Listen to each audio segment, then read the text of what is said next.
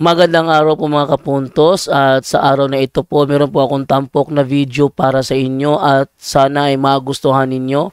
Kaya sa mga bago pa po sa aming channel, please po don't forget to hit the subscribe button at ang notification bell para maging notified kayo sa bawat video na ilalabas ko sa channel na ito. At bilang kahilingan po ng punto por punto team at naway maintindihan po ninyo, sana po wag nyo pong i-skip yung mga ads sa aming mga video. Sa maliit na bagay na po na yan, malaking tulong po yan sa ating programa at sa ating ministry. Sana po maunawaan po ninyo. Maraming salamat po, kaya wag na po natin patagalin. Simulan na po natin.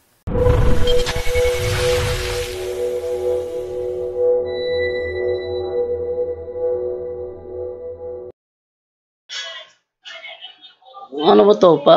Patutsada lang alam? Oh. Si Jolito Daig, ayaw sumagot.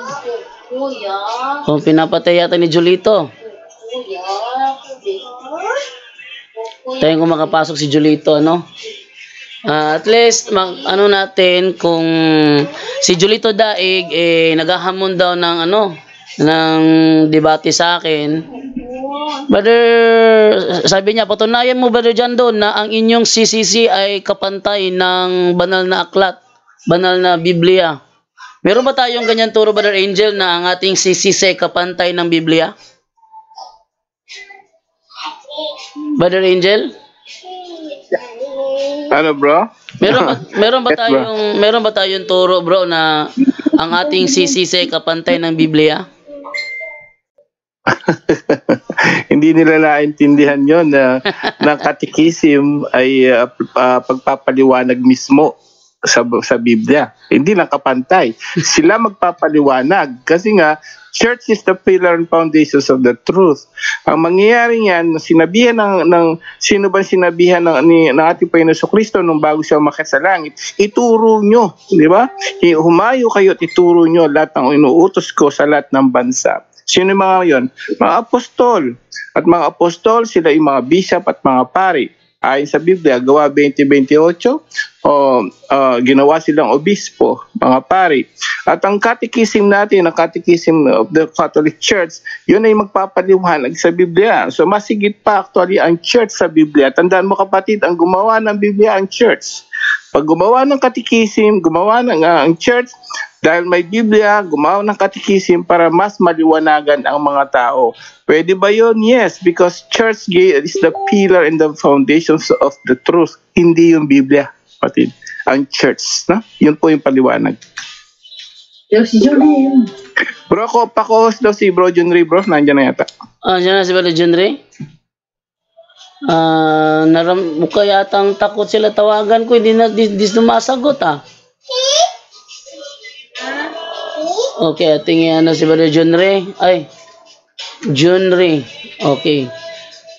Oy, nawala. Nawala si Brother John Ray? Nawala si Brother John Ray, bro.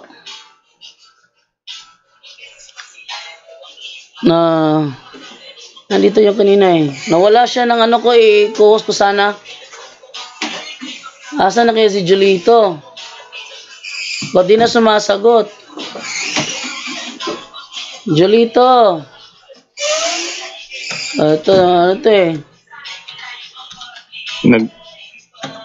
natakot yata si Julito. Ayun. Sige, good evening sa iyo, Brother John Ray. Yun, good evening Bro Jando. At sa lahat ng ating mga kapuntos, no, at kaabag na nakatutok po sa punto por punto ngayon. Congratulations kay Bro Angel. Natuwa ako dun sa reference ni Bro Angel kasi raw. Galing talaga cellphone. Kakatuwa, high-tech, no? high-tech, no? Pero glory to God, no, na paano pa rin ang mensahe ng katotohanan. So nawala lang ako saglit bigla sa aking live streaming, no. Ino-open ko lang saglit po dyan, do. Naputol kasi yung ko naputol. Back to zero ako. Okay, ganyan pa man. Good, isang mapagpalang gabi po sa ating lahat, mga kapuntos, kabag, and God bless all. Okay, thank you sa iyo, Brother Junre. At mukha yatang di matutuloy yung si Clint Mark at saka itong si Jolito ayaw sumagot sa call. Ba't kaya? Sabi, gusto nila ako na magipagtalakayan doon sa GC. Sabi ko, malapit na ang 8. Yung tinatawagan ako ni Brother Angel, tagal ako nakasagot. Kasi, tinatawagan nila ako na magipagtalakayan daw sila. Sabi ko, doon na lang sa punto por punto. Pagkatapos ng topic ni Brother Angel, pagkatapos topic ni Brother Angel, tawagan ko kayo. Si Clint Mark Borlas, at saka itong si Jolito Daig. Ang gusto nila dun sa GC, sabi ko hindi pwede, nasa live ako ngayon. May programa kami, hindi ko pwede iwan ito para lang makipagbangayan dyan sa inyo. Kung gusto nyo, tawagan ko kayo. As of now, tinatawagan ko naman sila.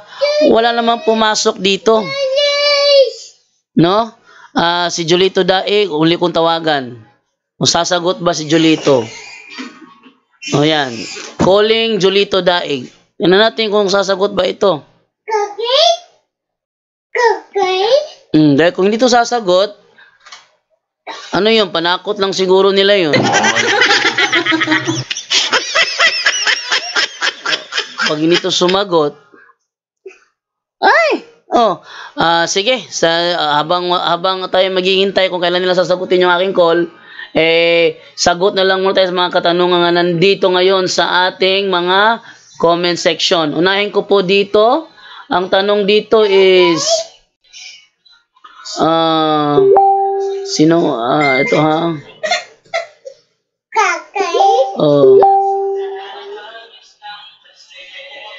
From Aida Camarines, nasagot na ba yata ito? May obligation pa ba ako, Bro Angel, kasi may sinabihan ako na hindi, tapos na pala to. Doon tayo sa kay Elaine Fernandez, kapag po ba nagkumpisal at ihiningi ng tawad ng buong puso makasalanan, mapapatawad po ba ng Panginoon? Brother Angel?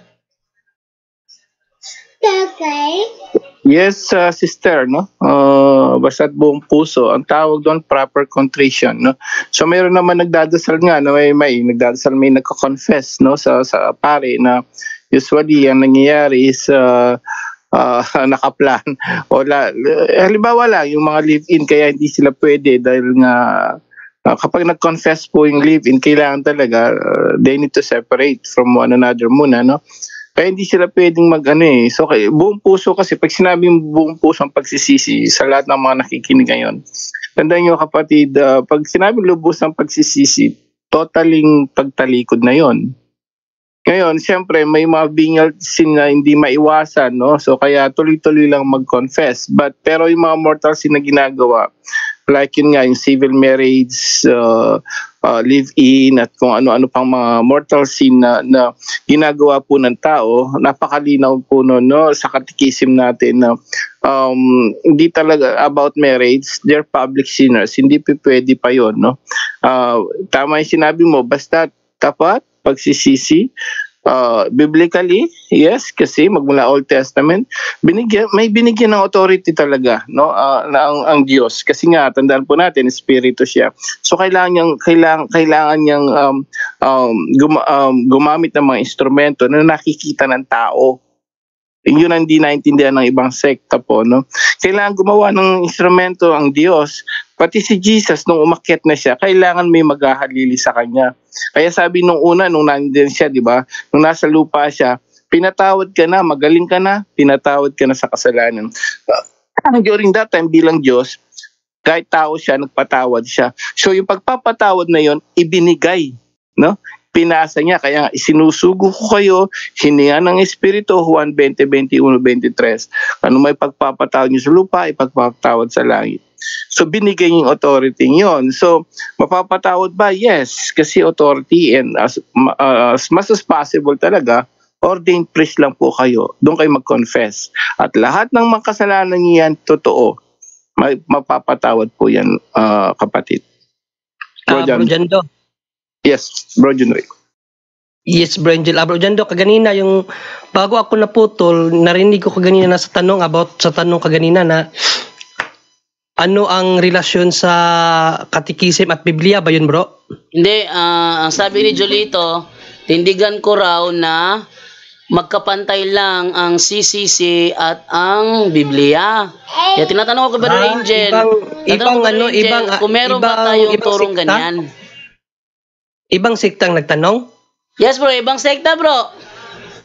Akala ko kapatiran natin, no? Po, sige, bigyan na lang natin ng idea, no, para matuto rin yung iba. Akala ko kapuntos natin. Ano ba ang kahalagahan ng sa aral talaga natin na Compendium of Catechism, no? Para may idea ang lahat. Ano ba ang aral talaga ng simbahan regarding sa tradition, scripture, and magisterium? So dito sa Compendium of the Catechism sa page 19, ito po ang sabi ng simbahan. What is the relationship between scripture, tradition, and magisterium? No, para po malaman ng lahat. Scripture, tradition, and the magisterium are so closely united with each other. Closely united with each other, that one of them cannot stand without the others. Siyan po talaga, no, ang turo ng simbahan. One of them cannot stand. Kung Biblia ka lang, hindi yan makakatayo. Kung puro ka lang din magisterium, hindi rin siya makakatayo. Kung puro ka tradition, hindi rin siya makakatayo.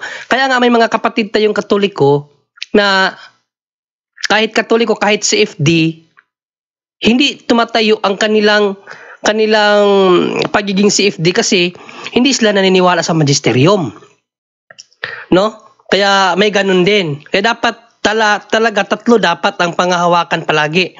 At sabi dito, working together, no? So working together, yung tatlo na yan, Biblia, tradition, and magisterium, each in its own way. Under the action of the Holy Spirit, they all contribute effectively to the salvation of the souls. So yun po ang aral natin, no, mga kaabag at mga kapuntos sa ating pong simbahan, no, ano ang relasyon ng scripture, tradition, and magisterium. Again, they are so closely united with each other that one of them cannot stand without the others. Tandaan niyo po palagi niyan. One of them cannot stand without the others. Yun lang, Bro Jando. Maraming salamat. Thank you, Brother Jundri. At ito pa. Wait lang, ha. Para maano natin to. Wait lang. Kasi uluoy mo na ako, di ba, eh? Bro, pagka nandyan din si Bro Dens yata at saka Bro Romel, baka pwede sila sumagot. Tsaka si Bro Tata yata, no? Nandyan. Siyempre. Mahirap kasi may lagnat si Divine ngayon. Kaya, dito naman tayo. Sanay sa magtatanong naman. Ito ay galing kay Cleopatra Lison. Tanong ko lang kung kailan po merong blessing exercise. Saan pa? Bro Jando. Bro Jando. May lagnat si Divine ngayon?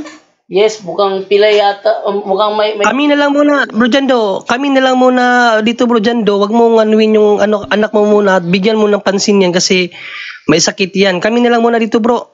Kasi mukhang may pila ito, bro, dahil malamig yung paa. Pero mainit yung... Ano mo muna yung anak mo. I-comfort mo muna yan. May lagnat pala yan si Divine. So, sige, kami na muna dito. Sige, bro. Pahinga mo muna si Divine dyan. Okay, so, Bro Romel, baka gusto mong mag-take over, Bro Romel?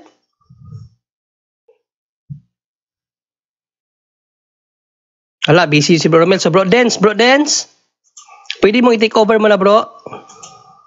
Hosting, bro? Yes, bro. Okay. Sige, bro, sige. Okay, so ayan, no? Tuloy po tayo sa ating tanungang portion. So sa atin po dito sa Zoom ay baka may nais pong magtanong dito. Pare po kayo makapag-raise hand. Pagkakataon na po natin ito upang maitanong po yung mga katanungan natin, no? Lalong-lalo na pag katanungan patungkol po sa ating pananampalataya. So review natin dito sa ating mga live streaming ng mga kapatid natin. Baka may mga katanungan dito. Dito po sa Zoom, paki-raise lang po ng hand button. Okay. Bro John Ray, pakitingin na lang po ng inyong comment section. Baka may mga tanong po dyan. Dito sa punto por punto. Okay. Alright, so I think wala namang katanungan. Meron ako dito, bro. Sige bro, tuloy bro. Okay, wait lang ha. Ito po ay galing kay Brother Jaywal. Jay lang pala, Jay. Sorry. Jaywal Balangge. Mahirap basahin na. Balangge. Paano babasahin yung G-U-E ang huli? Balangge, no? Ayan, so sorry bro kung hindi ko mabigkas ng maigi yung apelyido mo, medyo mahirap, no? J. Balangge, yan, J. Balangge. Sabi niya, yung misa po ba kanina bro, anticipated mass na po ba yun? Ng Sunday mass? Yun bro din sa kanyang tanong. Okay, so sinong sasagot? Okay, so Brother Angel, nandiyan ka po ba? Maaari po bang masagot yung tanong kung yung misa kanina ay maaari bang makonsider na anticipated mass, no, para po sa bukas, no, Sunday? Ano po yun? Yung simbang gabi na gabi talaga? Simbang gabi 8? Yung 8 to 9? Di ko alam bro, basta sabi niya dito bro, yung misa... ang sabi niya bro, yung misa po ba kanina bro, anticipated mass na po ba yun ng Sunday mass? Yun lang kasi tanong niya bro. Okay, kasi ganito 'yan, no? Excuse. Usually pag Saturday talaga regular, no? Pag Saturday regular tayo, yung mga between yung mga after mga 5 or 6, no? Usually yung mga anticipated mass diyan, mga actually sa Quiapo noon yung 6 to 7 nila. From 6 to 7, 7 to 8, mga good for good for Sunday na yon. Ngayon, meron kasi tayong Misa de Gallo. So meron tayong simbang gabi. So meron naman ngayon, kaya tignan mo muna mabuti, yung ba yung simbang gabi para kinabukasan? Yes. Kasi depende yan sa parokya po ninyo. Kasi may mga simbahan na wala namang simbang gabi na talagang night mass. Wala pong ganun. Kundi puro madaling araw yon. No? So, simbang gabi daw yan bro Angel kanina. Sabi niya simbang gabi po kanina 6 p.m. Ayun. So kung yung simbang gabi 6 p.m. po yun, hindi anticipated na po yun para sa kinabukasan po kapatid. Okay yun. Maraming salamat bro Angel. Salamat po.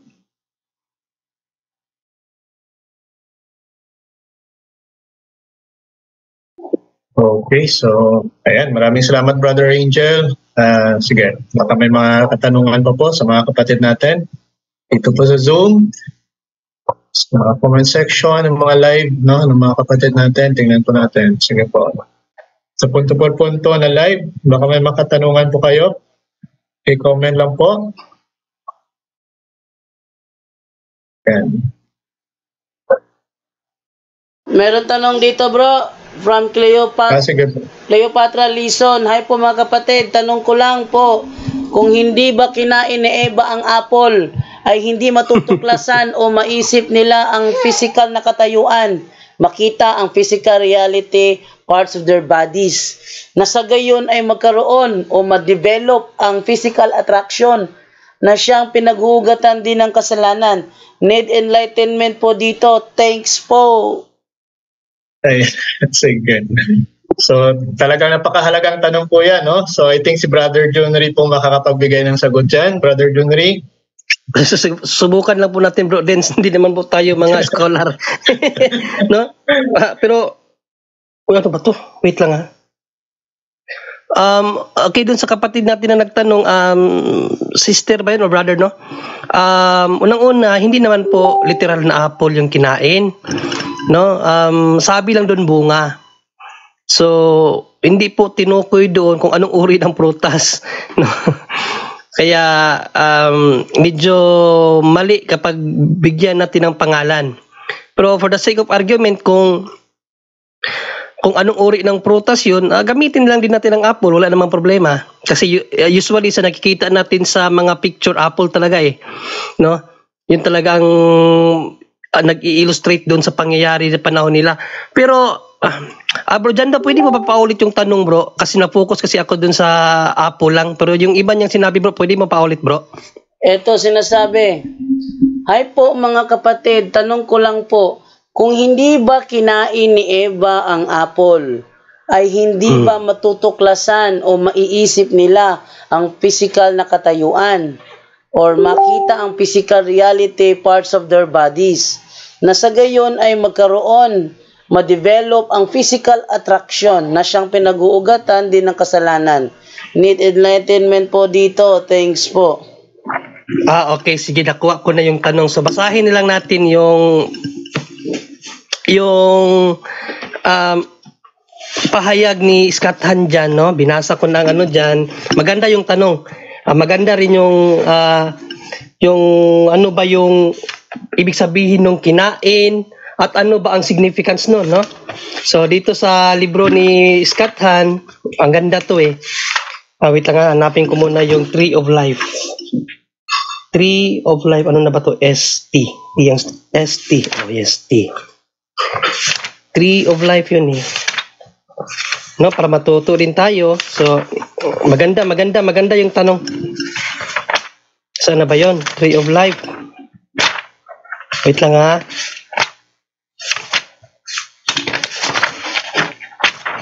Saan ba yung Tree of Life dito?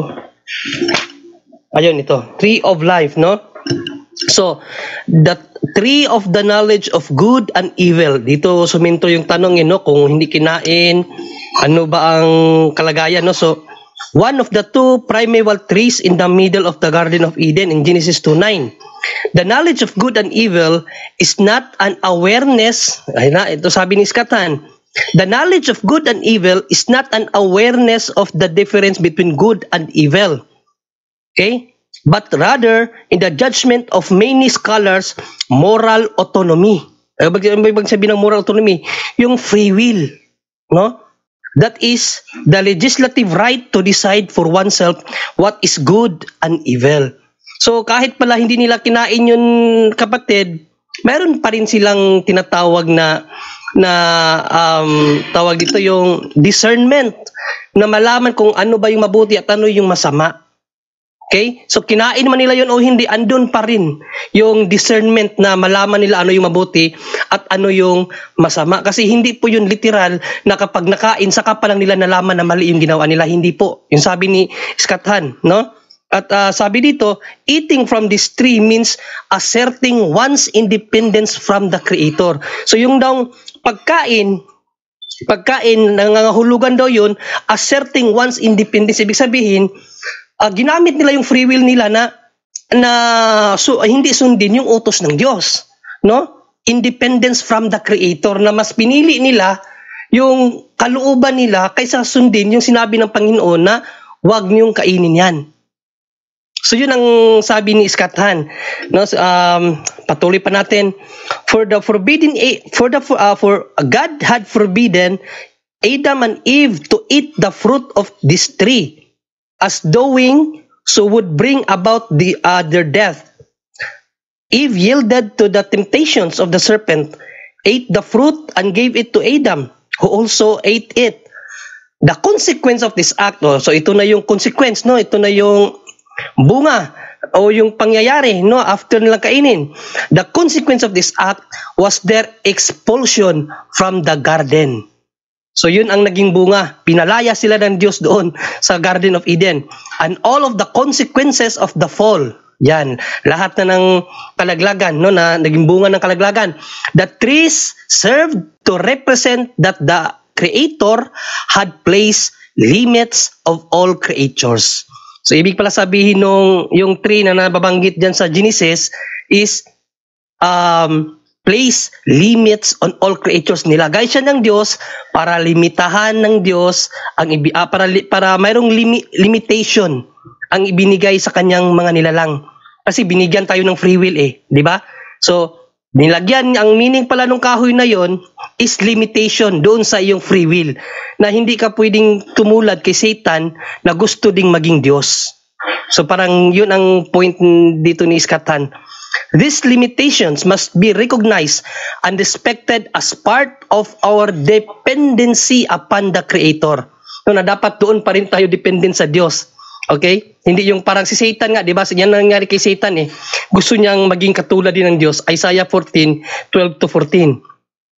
And we must exercise our human freedom within the moral norms established for our benefit. Yan ang sabi sa simbahan, CCC 396 and 97. Yun lang, Bro Dens, at maraming salamat. Ayan, maraming salamat Brother John rin, no? Again, no, wag po nating interpret literal yung mga mababasa din natin sa Biblia. So kaya po may mga Bible scholar tayo at maraming salamat Brother John rin, no, sa pagbibigay ng kahulugan. And also I think in the Genesis, no, yung pag sinabing hubad, no, it's also a symbol, no, na sila'y nawala sa kanila yung kanilang kabanalan, no. So dahil sa pagkumitila ng kasalanan, so isa rin po yan sa naging simbolo na naiwala nila yung kanilang pagiging, yung kabanalan nila. So, ayan. So, sige, punta po tayo sa sunod na katanungan. I think meron po tayo dito sa ating live sa Mr. Curious Catholic.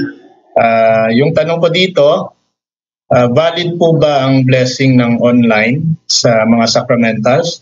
Kasi malayo, nasa Israel siya at gusto niya kasi na magkaroon ng sacramentals din o ng blessed na sacramentals. So, valid ba yon na mag-attend lang sa ng online? I think nasagot na po ito.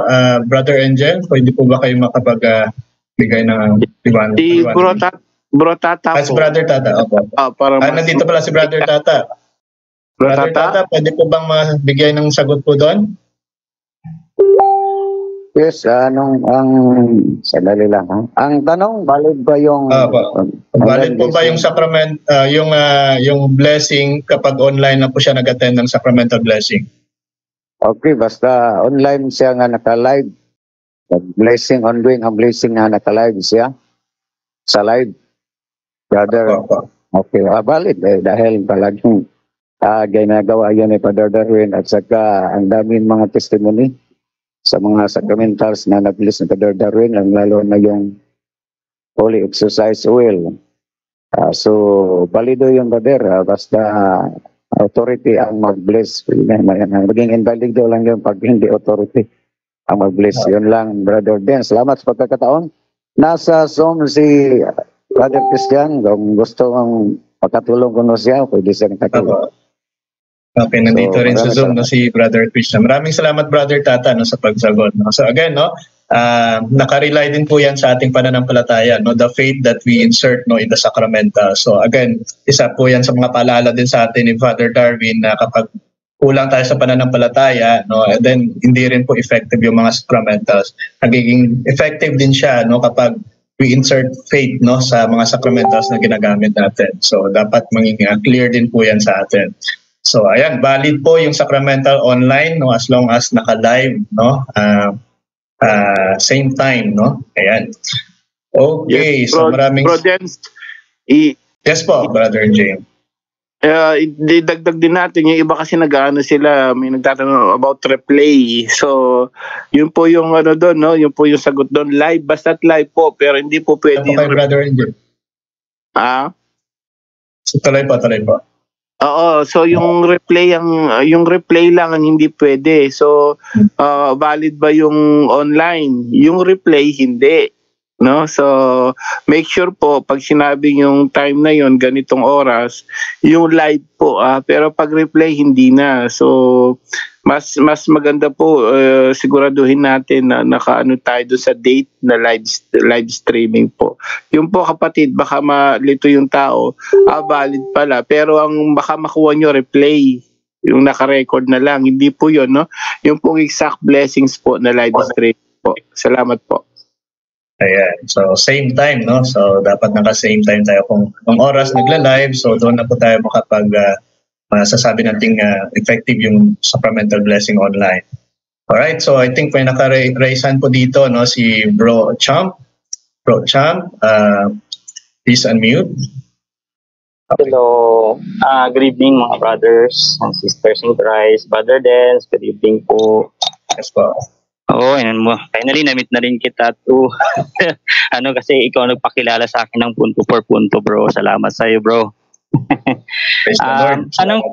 Tanong ko lang, hindi, kasi madami kasing na nakasubaybay sa atin. So, isa din akong lay. So, na-alarma kasi kami dun sa deconsecrated host. So, tanong ko lang, ang tawag dito, gusto ko lang parang i-categorize natin yung mga na anong klaseng scene at gaano kabigat yung scene yung ginagawa nila.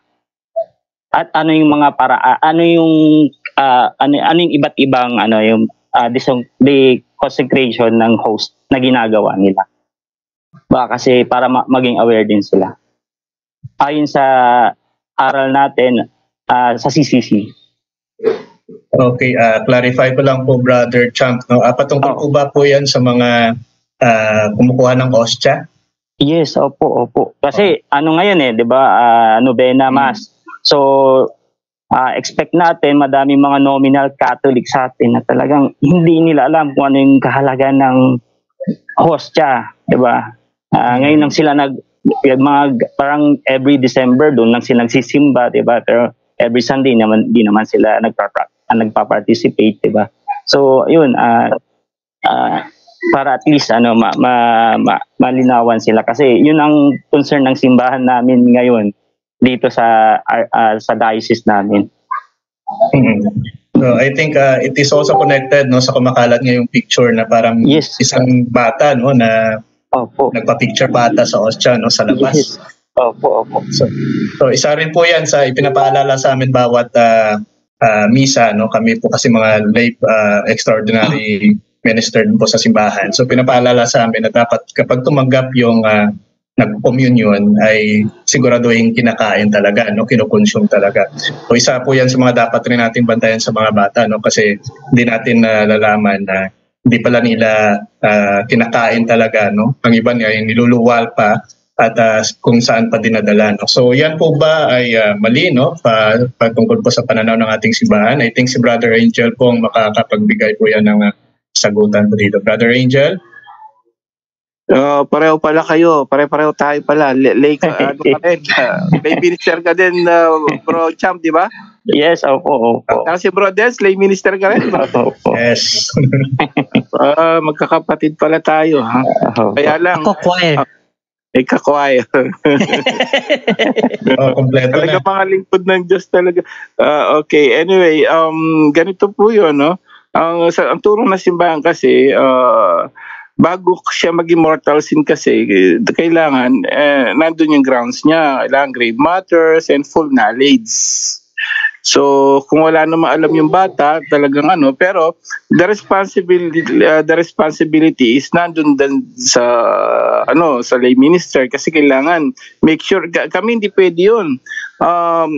Pagka yung binigay mo yung hostya, hindi niya sinubo, hindi pahabol namin yun or i-stop namin yun, sasabihin namin, titingnan yun, may naka anong mga asyeret na at minsan kukunin sa kamay, maglalakad pa siya, hindi mo na alam kung anong ginawa, tama? So hindi mo na alam kung anong ginawa niya, but kung wala siyang alam, medyo pa yon. But if you have the knowledge, full knowledge, saan ba papalo yung yung kasalanan nun? Catechism 21:20, bro Dens, meron tayong may papakita? Bible yun, bro?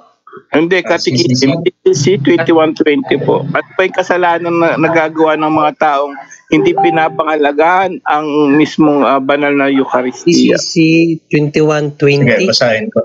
Yes. Ayan na po. Brother. Sige, basahin mo, bro Angel, bro Dens. Basahin mo, bro Dens. Okay, sige. So, CCC, Catechism of the Catholic Church 21:20, sacrilege consists in profaning or treating unworthily the sacraments and other liturgical actions as well as persons, things, or places consecrated to God, Sacrilege is a grave sin, especially when committed against the Eucharist. So for in this sacrament, the true body of Christ is made substantially present for us.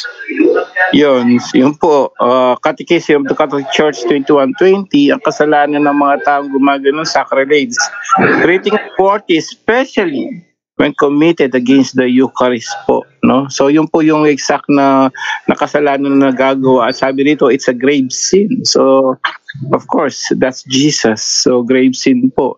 At lalo na yung mga tao ngayon, ang mahirap nga dyan ngayon, kaya medyo delikado rin dahil yung sinusubuan natin, minsan hindi naman natin alam kung nagkukumpisal yun, tama? Pasubo tayo ng pasubo na hostya, pero actually wala naman nag-a-announce sa mga kaparian natin kung nagkumpisal sila ba o hindi, no? So medyo delikado rin minsan dahil kailangan malaman talaga nila na dapat is nasa state of grace lamang, no? Ang problema, walang sinasabi ang mga kaparian natin yung nasa state of grace lamang susubo. Ang mangyayari, makita mo sa confession, ilan lang nakapila, pero yung nakapila sa communion, libo-libo na. So, halos lahat yun ngayon, living in a mortal sin. So, tayo naman lay minister, subo tayo na subo. Pasubo tayo na pasubo.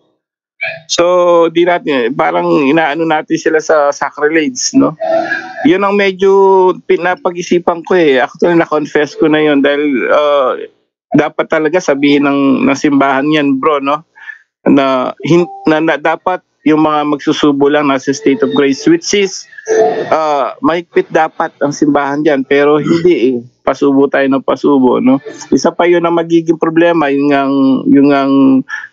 yung mga walang alam, yan, kung ano gagawin pa sa banal na hostya. So, yun, ipanalangin na lang natin na sana maraming matuto dito sa punto por punto na ang banal na hostya, hindi basta-basta po yan. Even in the Bible po, talagang if you're not unworthy, kaya nga ang dami daw nagkakasakit, ang daming namamatay. Why? Because they don't have any knowledge kung gaano kahalaga. Basahin nga natin bro Junri, no? Magandang topic ito. Dahil ngayon maraming magsusubo ng hostya. Biblically po, napaka ano po niya, no? Sa 11 nga po, unang Korinto, 11:27. 27 muna, tapos tingnan natin kung ano yung nangyayari sa mga tao, which is totoo nangyayari yan. 27 and 28 muna, bro. Okay, so ito po ang ating mababasa, mga minamahal naming kapuntos. Kaya nga, ang sinumang kumakain ng tinapay at umiinom ng inumin ng Panginoon ng hindi karapat-dapat ay nagkakasala sa katawan at dugo ng Panginoon. Kailangan suriin ng bawat isa ang kanilang sarili bago kumain ng tinapay at uminom ng inumin. Iyan pa lang sa yan, dapat sinasabi din sa atin yan, no, ng mga kaparian natin, no, bishop sa mga tao. Pero hindi Ngayon, bakit ngayon, dahil hindi nila alam, no? Ano nangyayari ba sa 29 bro 30? Hindi mapalagay si Divine sapagkat ang sinumang kumain at uminom nito nang hindi pinapahalagahan ang katawan ng Panginoon ay nagdadala ng kaparusahan sa kanyang sarili. Anong parusa yon? 30. 30. At ito ang dahilan kung bakit marami sa inyo ang mahihina at may sakit. Ang ilan ay namatay. Naku, yan pala yun. One of the reason kaya ang daming mga may sakit na tao sa buong mundo, lalo sa mga Katoliko, because they're treating unworthy yung banal na Eucharistia. Kain ng kain, subo na subo without confession. Ang daming mahihina, may sakit, yung iba namatay. Nakakalungkot lang is hindi sinasabi sa atin yan sa simbahan. So people, hindi sila aware. Subo lang ang subo. Kaya sabi ng Biblia, iba mahina, nagkakasakit, namamatay. May connection pala doon. Bakit? Kasi yung kasakitan, dahil nga sa kasalanan din isa yun sa dahilan Diba sabi ni Jesus, so sige, magaling ka na, huwag ka na magkasala. Nangyayari sa mga tao ngayon, namumuhay sa kasalanan, subo na hostya. So it's another sin. So kumbaga, habang nagsusubo sila, without knowledge, tayo naman lay minister, parang binabaon natin sila ngayon. Diba? That's another mortal sin. So namumuhay sila mortal sin. Susubo sila ng magsasacrifice sila ng sin dahil sinusubuan natin sila ng hostya. So, double yun. Doble-dobling mortal sin, di po ba? Kaya, mahirap. Ako, buti, hindi naman sa nag-ano, pero ngayon, dahil wala sakristan dito, laki na simbahan, nagsasakristan ako ngayon na tumutulong kay Father dito sa Japan sa isang pare. So, hindi na ako nagsusubo, naglelay minister. Nagsusubo na ako siya rito, mga madre. Ano? Pero yun nga, inisip ko minsan, habang nakikita ko yung mga tao, subo na subo without confession, wala nagko-confess eh. So nalulungkot ako dahil alam ko yung batas eh. Biblically, catechism, kapag talagang kumain ka na hindi ka karapat-dapat, yung iba, malaking kasalanan, yung iba nanghihina, nagkakasakit at namamatay. Which is true, it's happening now. So, yun po yung sagot, kapatid, no? So, sacrilege yun, pag kung ano pinagagawa sa banal na hostya, kapatid. Okay. Bro Champ? Okay, Bro Champ. Okay na ba yung Bro Champ? Okay na po. Salamat sa Diyos. Salamat po sa inyong lahat po. Yun lang naman yung concern ko. Kasi magandang platform itong punto para at least ma-inform lahat na sa mga actions natin inside the church during the Eucharist. Okay. Thank you po. So,